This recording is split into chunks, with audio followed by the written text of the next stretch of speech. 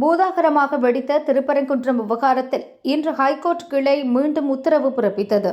Madurai police commissioner Loganathan பாதுகாப்புடன் மனுதாரர் இன்று தீபம் ஏற்ற வேண்டும். நாளை காலை 10:30க்குள் இது தொடர்பான அறிக்கையை சமர்ப்பிக்க வேண்டும் என தனி நீதிபதி GR சுவாமிநாதன் உத்தரவிட்டார்.